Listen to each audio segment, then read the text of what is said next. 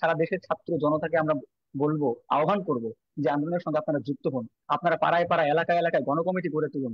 আপনারা এলাকায় এলাকায় শহীদ বেদি নির্মাণ করুন। আমরা যদি একাত্তরের ইতিহাসটাও দেখি, আমরা দেখবো এখানকার সাধারণ মানুষ, শ্রমিক, কৃষক কিভাবে করে পাকিস্তানি মিলিটারি যাদের ট্রেন থাকে যুদ্ধে, তাদের বিরুদ্ধে তারা লড়াই করে জিতে যায়, শুধুমাত্র কিন্তু আন্দোলনের নৈতিকতার বলে, যৌক্তিকতার বলে, একটা ন্যায়ের সঙ্গে থাকার ফলে। ফলে আজকে ছাত্র সমাজও কিন্তু এই ন্যায়ের জায়গায় দাঁড়িয়ে, ফলে ন্যায়ের পক্ষের যে লড়াই, সে লড়াই কিন্তু যুগে যুগে সত্যের হয় এবং ন্যায়ের পক্ষেরই হয়। ফলে এই আন্দোলনও কিন্তু কোনোভাবেই দমন করা যাবে না আমরা মনে করি। ফলে আমরা এই এই এই যে ভয়াবহতার কথা আমরা শুনতে পাচ্ছি, আহ আসলে এর তীব্রতা কতটা ছিল সরকার বলছে মাত্র 147 জনের মতো আজকে মারা গেছে। এবং তার মধ্যে বিভিন্ন ধরনের মন্তব্য এসেছে যে এদেরকে মেরেছে আসলে বিএনপি জামাত। তারা এর মধ্যে একজন দায়িত্বশীল মন্ত্রীও বলেছে যে বিএনপি জামাতের লোকজন আসলে পুলিশের পোশাক পরে এই আন্দোলনকারীদেরকে হত্যা করেছে। এই ধরনের অনেক মন্তব্য এসেছে। এই ব্যাপারে আপনার শেষ বক্তব্য শুনে আজকে অনুষ্ঠান শেষ করবো এখানে রাহাত।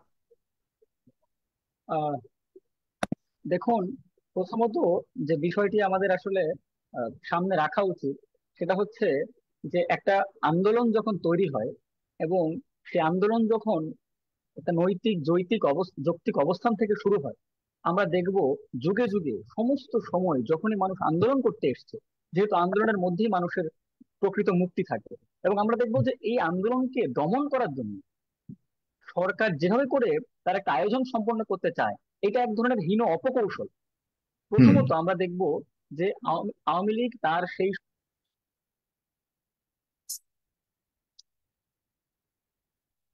আহ দেখতে পাচ্ছি না।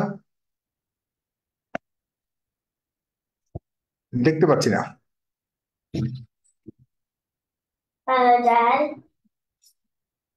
দেখতে পাচ্ছি না আপনাকে। উম প্রিয় দর্শক, আমরা শুনছিলাম এনার রাহাতের কথা শুনছিলাম। রাহাত ডিসকানেক্ট হয়ে গেছে, এখন আবার যুক্ত হয়েছে। জি, আমরা তার আহ, কথা শুনতে জি বলছিলেন রাহাত। আমরা আমরা দেখবো যে আওয়ামী লীগ যে কোনো সময় তার বিরুদ্ধে যে কোনো মতই আসুক না কেন, সেই মতের মধ্যে, সেই আন্দোলনের মধ্যে সে এক ধরনের বিরোধী দলীয় ভূত দেখতে পায়। কিছু হলেই, তার মতের বিরুদ্ধে গেলেই সে বিএনপি, জামাত, শিবির এ ধরনের ট্যাগ লাগিয়ে দিয়ে আন্দোলনকে নস্যাৎ করতে চায়। আমরা দেখবো যে কোনো সময় যে কোনো কিছুই আসুক না কেন, সেই জিনিসটাকেই বর্তমান সরকার বারবার করে তার তার মতের মধ্য দিয়ে সে স্বাধীনতার বিরোধী, দেশ বিরোধী এ ধরনের ট্যাগ সে দিতে চায়। কিন্তু আমরা এইবার দেখব, যত কথাই আসুক না কেন, এই যে বাংলাদেশের মানুষ কিন্তু যুগে যুগে প্রমাণ করেছে যে আন্দোলনের মধ্য দিয়ে যে অধিকার আদায় করা যায়, এবং এই আন্দোলনের যে স্ফুলিঙ্গ ছড়িয়ে পড়লো, ছাত্রদের মধ্য থেকে জনতাকে যুক্ত করে দেওয়া, এই আন্দোলনের মধ্যে কিন্তু আমরা বুঝতে পারি যে বাস্তবিক অর্থে সরকার কি পরিমাণ চাপ বোধ করছে এই আন্দোলনকে দমন করতে গিয়ে। এই যে পরিস্থিতি, সে হত্যাকাণ্ড সম্পর্কে বলছে 147 জন। আমরা দেখব যে প্রথম আলো রিপোর্ট বলছে 209 জন। বাস্তবিক অর্থে কিন্তু যারা আন্দোলনের সঙ্গে যুক্ত, আমরা যারা ছিলাম, আমরা কিন্তু জানি কিভাবে করে পুলিশ গুলি ছুড়েছে এবং একটা জায়গায় দাঁড়িয়ে ব্রাশ ফায়ার করছে, হেলিকপ্টার থেকে সে গুলি ছুটছে। আমরা দেখবো এর পরেও সে ক্ষান্ত হয়নি। এখানে আন্দোলন শেষ হওয়ার পর একটা পর্যায়ে যখন এই সময় কারফিউ জারি করে সে একভাবে করে আন্দোলন দমন করতে চায়, এবং এই সময় আমরা দেখবো সে ম্যাচ বাড়িতে, ম্যাচে ম্যাচে ছাত্রদের ম্যাচে গিয়ে সে রেড দিচ্ছে, ছাত্রদের উপরে বিভিন্ন ভাবে হয়রানি, গালাগাল, অপবাদ দিয়ে সে এখানে গণগ্রেফতার চালাচ্ছে। এইরকম একটা অবস্থার মধ্য দিয়েও আমরা দেখব ছাত্ররা কিন্তু তাদের আশা ছাড়েনি। আপনি যদি ফেসবুকটা খেয়াল করেন সাগর ভাই, আপনি দেখবেন ছেলে মেয়েদের মধ্যে কি পরিমাণ উত্তেজনা এখনো আছে, যে আবু সাইদের রক্তের সঙ্গে আমরা বেইমানি করতে পারি না, এইরকম একটা অবস্থার মধ্যে এখন আছে। আর আপনি যদি দেখুন যে সেনাবাহিনীর কথা আপনি বলছিলেন, 2007 সালের ইতিহাস যদি আপনি দেখুন, ঢাকা বিশ্ববিদ্যালয় থেকে সেনাবাহিনীকে ছাত্ররা পিটিয়ে বের করে দিয়েছিল। এইরকম ইতিহাস কিন্তু বাংলাদেশের মানুষ জানে। যখন ছাত্ররা লড়তে জানে, ছাত্ররা তখন মরতেও জানে। মৃত্যুর মধ্য দিয়ে, রক্তের মধ্য দিয়ে কিন্তু দাবি আদায় হওয়ার ইতিহাস বাংলাদেশের জনগণ কিন্তু জানে। ফলে এই আন্দোলন, আমরা বলবো যে কোনো আন্দোলন একটা নীতির সঙ্গে, নৈতিকতার সঙ্গে, মূল্যবোধের সঙ্গে যখন মানুষ লড়তে পারে, তখন কিন্তু কোনো শক্তি তাদেরকে দমিয়ে রাখতে পারবো। যে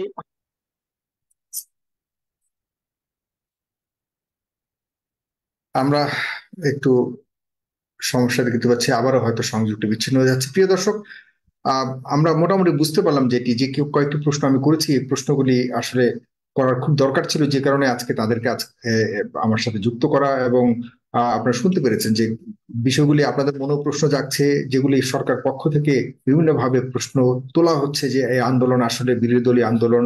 প্রধানমন্ত্রী বলেছে যে এই আন্দোলনের মাধ্যমে সরকার আমরা ক্ষমতাকে। আমরা যদি জি জি, বলুন, শেষ করুন, হ্যাঁ। আমরা যদি একাত্তরের ইতিহাসটাও দেখি, আমরা দেখবো এখানকার সাধারণ মানুষ, শ্রমিক, কৃষক কিভাবে করে পাকিস্তানি মিলিটারি যাদের ট্রেইন থাকে যুদ্ধে, তাদের বিরুদ্ধে তারা লড়াই করে জিতে যায়, শুধুমাত্র কিন্তু আন্দোলনের নৈতিকতার বলে, যৌক্তিকতার বলে, একটা ন্যায়ের সঙ্গে থাকার ফলে। ফলে আজকে ছাত্র সমাজও কিন্তু এই ন্যায়ের জায়গায় দাঁড়িয়ে, ফলে ন্যায়ের পক্ষের যে লড়াই, সে লড়াই কিন্তু যুগে যুগে সত্যের হয় এবং ন্যায়ের পক্ষেরই হয়। ফলে এই আন্দোলনও কিন্তু কোনোভাবেই দমন করা যাবে না আমরা মনে করি। ফলে আমরা এই এই এই ফেস দ্য পিপলের মধ্য দিয়ে সারা দেশের মানুষকে বলতে চাই যে যারাই আপনারা মনে করুন যে আন্দোলনের মধ্যে যৌক্তিকতা আছে, নৈতিকতা আছে, ফলে সারা দেশের ছাত্র জনতাকে আমরা বলবো, আহ্বান করব যে আন্দোলনের সঙ্গে আপনারা যুক্ত হন। আপনারা পাড়ায় পাড়ায়, এলাকায় এলাকায় গণকমিটি গড়ে তুলুন। আপনারা এলাকায় এলাকায় শহীদ বেদি নির্মাণ করুন। আবু সাইদদের মতো এই যে শহীদদেরকে আপনারা স্মরণ করুন, তাদের মধ্য দিয়েই কিন্তু আমাদের শক্তি।